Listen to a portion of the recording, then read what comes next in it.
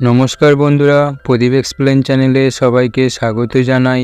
মুভির নাম the lion king. মুভির শুরুতেই আমরা দেখতে পারি আফ্রিকার গৌরবভূমি জঙ্গলে এক সিংহ রাজাকে দেখতে পাই, যার নাম ছিল মুফাসা আর তার রানী সারাবির। সেখানে এক ছোট্ট বেবির জন্ম হয়, তার নাম হলো সিম্বা। আর সেখানে এক বাঁদরকেও দেখতে পাওয়া যায়, যার নাম ছিল রাফিকি। সে এই বেবিটির উপস্থাপন করে এবং সেটা দেখতে জঙ্গলের প্রায় সবই পশু পাখি এসেছিল, কিন্তু শুধু ওখানে একজনই আসেনি, সে হলো স্কার, মুফাসার ছোট ভাই। সেখানে এক পাখিকেও দেখতে পাওয়া যায়, যার নাম ছিল সাজু। সে জিজ্ঞাসা করে, মহারাজের সবাই তুমি কেন আসোনি? এবং সে বলে, আমি কাউকে জবাব দিতে বাধ্য নই। এবং সেখানে রাজা মুফাসা উপস্থিত হয় এবং বলে, আমি তোমাকে সিম্বার উপস্থাপনে দেখতে পেলাম না। স্কার বলে, আমার মাথা দিয়ে বেরিয়ে গেছিল, আমি জেনে বুঝে কেন আমি আপনাদের ইজ্জত নষ্ট করতে যাব। আসলে তার মনে রাগ ছিল, সে ভেবেছিল তার দাদার পরে সে রাজা হবে, কিন্তু সেখানে সিম্বা জন্ম নেয় আর তার রাজা হওয়া হবে না ভেবে সে আর উপস্থাপনে যায়নি। এবং পরে আমরা দেখতে পারি রাফিকিকে কিছু পোকামাকড় দিয়ে একটা ছবি বানায় এবং তাকে সিম্বা বলে ডাকে। তাকে বেশ আনন্দিত দেখা যায়। পরের দিন সকালে আমরা সিম্বাকে দেখতে পারি এবং তার বাবা তাকে প্রাইড ল্যান্ডস দেখায় এবং বলে, সেখানে অবধি সূর্যের আলো দেখা যাচ্ছে, ততটাই আমার সাম্রাজ্য এবং রাজত্ব, দায়িত্ব আর জীবনের বৃত্ত ব্যাখ্যা করে তার সাথে। আর সিম্বা সেখানে কালীঘাটির ব্যাপারে জিজ্ঞাসা করে এবং তাকে সেখানে যেতে বারণ করে তার বাবা। পরে আমরা দেখতে পারি পোকার সাথে খেলতে খেলতে তার কাকার ঘরের সামনে এসে পৌঁছায় এবং সিম্বাকে বলে, গৌরবভূমির সমস্ত কিছু দেখালো, কিন্তু কালীঘাটির ব্যাপারে কিছু বলল না। সিম্বা বলে, সেখানে কি আছে? তার কাকা বলে, হাতিদের কবরস্থান, পচা হাড্ডি, গরম ভুলভুলাইয়ার স্থান সেখানে আছে। সেটা শুনে সিম্বা যাওয়ার আগ্রহ জাগে এবং পরে তার বান্ধবী নালা এবং সে মিলে পুকুরে যাবার বাহানা বানায় এবং তার মা তাকে বলে একা ছাড়তে চাইছিল না, তাই তাদের সঙ্গে সাজুও যাবে, না হলে কেউ যাবে না। এবং নালা জিজ্ঞাসা করে, সত্যি করে বলো আমরা কোথায় যাচ্ছি? তখন সিম্বা বলে, আমি কালীঘাটি ব্যাপারে শুনেছি, সেখানে হাতিদের কবরস্থান আছে, সেখানে সবাই গেছে, তাই আমরাও যাব। এবং পরে দেখি সে এক নদীর কাছে চলে আসে এবং তার সেখানে খেলা করছিল এবং এক সময় সাজু চোখের আড়াল হয়ে যায় এবং তারা কালীঘাটির কাছে চলে আসে এবং তার আরও ভেতরে যায় এবং নালা তাকে বারণ করে, বেশি ভেতরে বিপদ হতে পারে। এবং সেখানে হায়নার দল এসে যায় এবং তাদের তাড়া করে খাওয়ার জন্য। তারাও জীবন বাঁচানোর জন্য গুহার ভেতরে পালাতে থাকে এবং পালাতে পালাতে হায়নারা তাকে ঘিরে নেয় এবং সেখানে তার বাবা মুফাসা তাদের বাঁচায় এবং হায়না সেনজিকে বলে, সতর্ক করে দেয় এবং বলে, আজকের পর আমার ছেলের দিকে যদি তাকাও, আমার থেকে খারাপ কেউ হবে না। সেনজি ক্ষমা চায় এবং বলে চলে যায়, আর সঙ্গে সিম্বার উপরে রেগে যায় এবং সাজুকে বলে, নালাকে বাড়ি নিয়ে যাও। মুফাসা তার ছেলেকে বলে, আমি বারণ করা সত্ত্বেও কেন গেছো? নালাকেও বিপদে ফেলেছ। সিম্বাও তখন বলে, তোমার মতন বাহাদুর হতে চাই। তার বাবা একটু ভয় পেয়ে যায় তার ছেলে বিপদে পড়াতে এবং সিম্বাকে ক্ষমা করে দেয় আর তার ছেলের সাথে খেলা করতে থাকে। এবং রাতের বেলায় কালোঘাটিতে স্কার আসে আর হায়নাদের বলে কিভাবে তার দাদাকে মেরে সে রাজা হতে পারবে আর হায়নাদের পেট ভর্তি খাবার জোগাড় করতে পারবে, আর তাদের সাহায্য পেতে তাদের রাজি করায়। এবং পরের দিন সকালে স্কার ও সিম্বা মুফাসার জন্য ট্র্যাপ তৈরি করে। সে সিম্বাকে নিয়ে ঘাটি নামক একটা জায়গায় আসে, সেখানে এক ঝাঁক ওয়াইল্ড বিস্ট তাড়িয়ে নিয়ে আসে। হায়নাদের হায়নার দলেরা তাকে মারার জন্য।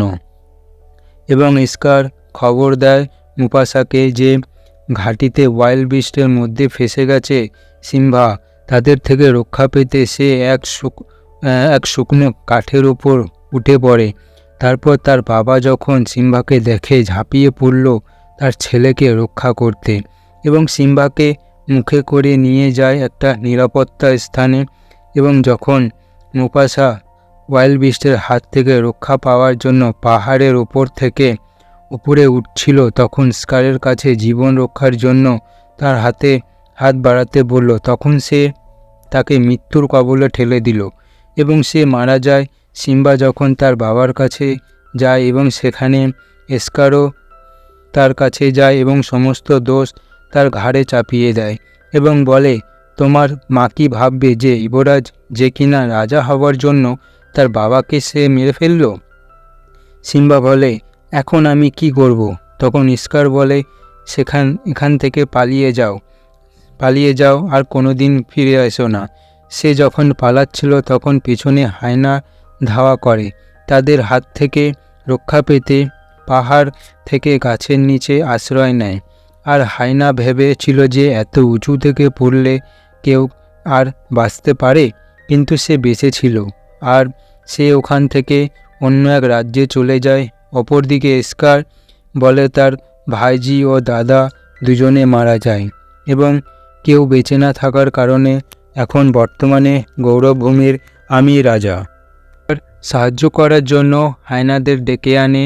পরের সিনে দেখা যায় সিম্বা একটা মরুভূমির ওপর দিয়ে যেতে যেতে ভীষণ ক্লান্ত হয়ে শুয়ে পড়ে এবং আর সেখানে কিছু শকুনের দল আসে এবং তাকে যেই ঠোকরাতে যাবে তখনই সেখানে দুই ব্যক্তির আগমন ঘটে, টিমন আর পুম্বা। যারা সিম্বাকে বাঁচায় তারা প্রথমে ভয় পেয়ে যায় এবং দূরে সরে যায়। তারপর তারা ভাবলো যে তাদের টিমের মধ্যে নিয়ে নেবে যাতে তাদের কেউ খেতে না পারে, সেই কারণের জন্য, আর তারা যাতে টিমটা আরও বেশি শক্তিশালী হয়ে ওঠে সেই জন্য। এবং তারা আনন্দে নাচছিল। যখন সিম্বা জেগে উঠল তারা বলছিল, আমরা তোমার জীবন বাঁচিয়েছি। তখন সিম্বা বলে, তাতে কি হয়েছে? আমার তার কোনো বাঁচারই ইচ্ছা নেই, কারণ তার বাবা মৃত্যু পাওয়ার জন্য তারা ভীষণ কষ্ট পেয়েছিল। তারপর টিমন আর পুম্বা মিলে তাদের ঘরের দিকে নিয়ে যায়। সেটা সিম্বা খুবই ভালো লেগেছিল সেই তাদের জায়গাটা। এবং বাকি সবাই দেখে তাকে ভয় পেয়ে যায় এবং বলে, এটা তুমি কাকে নিয়ে এসেছো? একটা সিংহের বাচ্চা, এ তো বড় হলে আমাদেরই সবাইকে খেয়ে নেবে। তখন টিমন বলে, তেমন কিছুই হবে না, কারণ সে আমাদের এখন খুবই ভালো বন্ধু। কিংবা যখন খুব খিদে পায় তখন শিকার না করতে পারাতে কি করবে, তখন তাদের সাথে সেই কীট পতঙ্গ খেতে থাকে। এবং দেখতে দেখতে কয়েক বছর পর সিম্বা বড় হয়ে যায়। আর এদিকে গৌরবভূমির মানে ব্রাইট ল্যান্ডসে স্কার তখন রাজত্ব করে। তখন নালা বলে, আমাদের কিছু একটা করতে হবে, এভাবে আর কতদিন চলবে? আস্তে আস্তে সব কিছু শেষ করে দিচ্ছে এই স্কার আর তাদের হায়না দলের সেনারা, কারণ তারা খোলাখুলি শিকার করছে। তখন সিম্বার মা বলে, আমাদের একসাথে থাকতে হবে এবং গৌরবভূমি রক্ষা করতে হবে। এবং স্কার যখন তাকে ডেকে বলে, তুমি আমার রানী হয়ে যাও, তোমার কোনো খাবারের অভাব হবে না, তখন সিম্বার মা বলে, সেটা কখনোই সম্ভব নয়।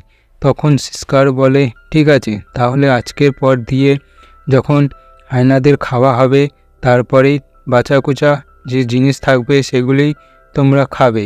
এবং এই কথা বলে যখন রাত হয়ে যায়, সবাই যখন শুয়ে পড়ে, তখন নানা সাহায্যের জন্য বেরিয়ে পড়ে।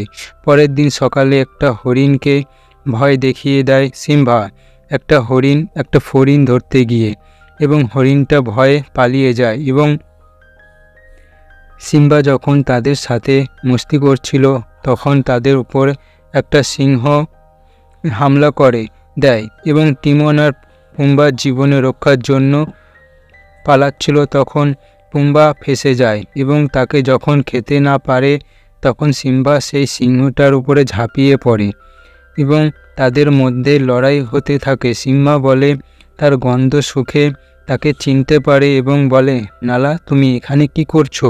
তখন তারা খুব খুশি হয়ে যায়। তাদের মধ্যে কথা হতে থাকে। যেহেতু তারা হচ্ছে ছোটোবেলার বন্ধু, তাই তাদের মধ্যে ভাব ভালোবাসা হয়ে ওঠে।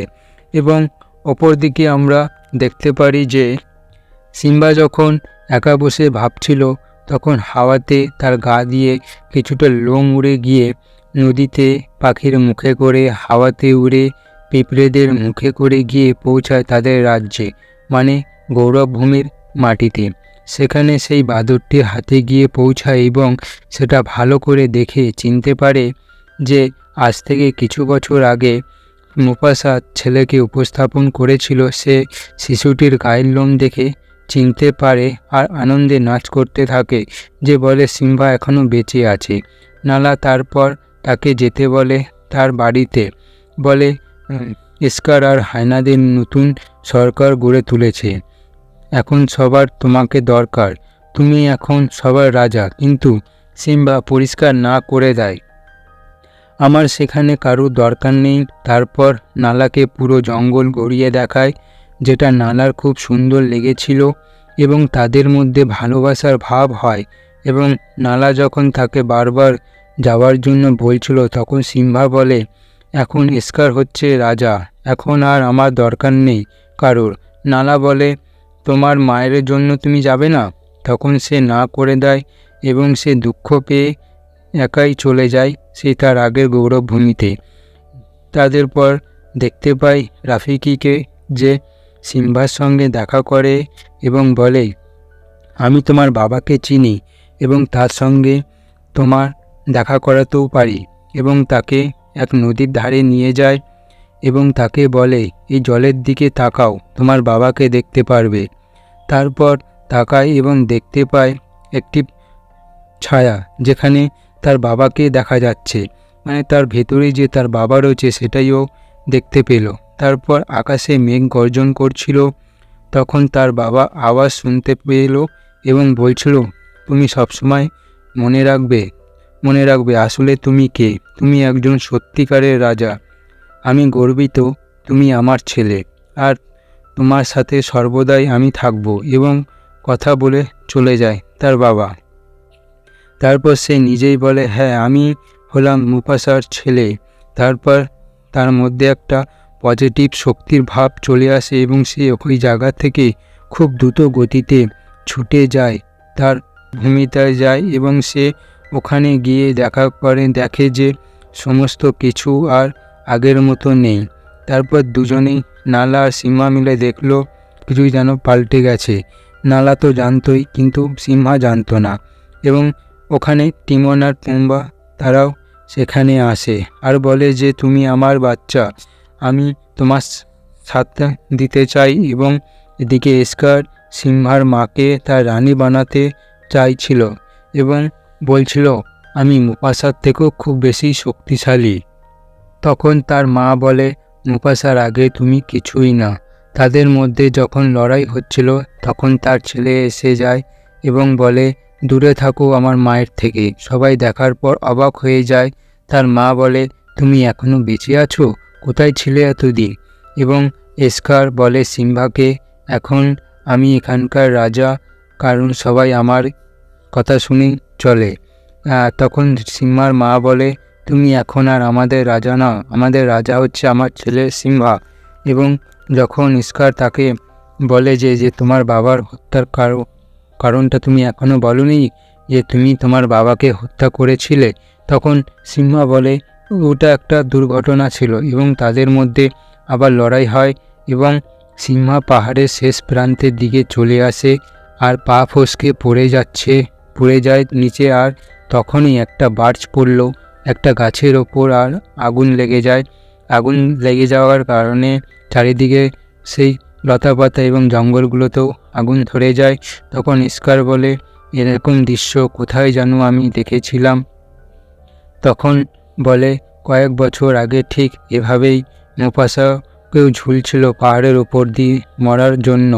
তখন স্কার বলে দেয়, ঠিক এভাবেই তোমার বাবাকে পাহাড় থেকে ফেলে দিয়েছিলাম। তখন সিম্বা রেগে যায় আর বলে, তুমি হচ্ছে আমার বাবার সেই হত্যাকারী, তুমি আমার বাবাকে মেরেছিলে। এবং তার মুখ ধরে উপরে উঠে চলে আসে আর বলে যে তুমি আমার বাবাকে মেরেছিলে, এবং সমস্ত হায়নাদের সেটা জানায়। এবং হায়নাদের জানানোর পর স্কার বলে, না, আমি তোমার বাবাকে মারিনি। সে তখন না স্বীকার করতে চায়। এবং এদিকে হায়নাদের সাথেও সিম্বার বন্ধুদের সাথে লড়াই হতে থাকে। আর যখন দেখে সিম্বার কাকা মানে স্কার সবাই হেরে যাচ্ছে, তখন স্কার পালাতে শুরু করে এবং একটা পাহাড়ের উপরে চলে আসে। যখন দেখে চারিদিকে খুব ভয়াবহ আগুন লেগে যাওয়ার কারণে আর পালানোর কোনো রাস্তা খুঁজে পাচ্ছে না, তখন সে ক্ষমা চায় আর সমস্ত দোষ হায়নাদের ঘাড়ে চাপিয়ে দেয়।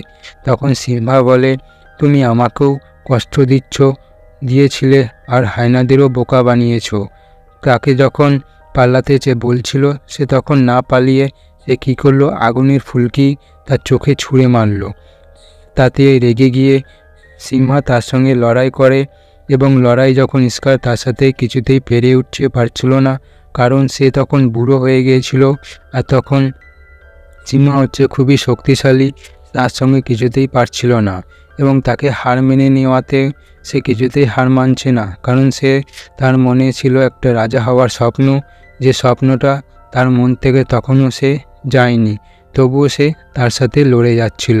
লড়তে লড়তে সে পড়ে যায় নিচে। তারপর হায়নারা তাকে ঘিরে ফেলে এবং তাদের অপমান করাতে তারা ভীষণ রেগে গিয়েছিল এবং স্কারকে হত্যা করে দেয়। তারপর সমস্ত সিংহ বাহিনীরা আবার একসাথে হয় এবং আকাশে আবারও একবার তার বাবার কণ্ঠ শুনতে পাওয়া যায় এবং তাতে তার ছেলে ভীষণ মোটিভেট হয় এবং জোর গলায় গর্জন করতে থাকে।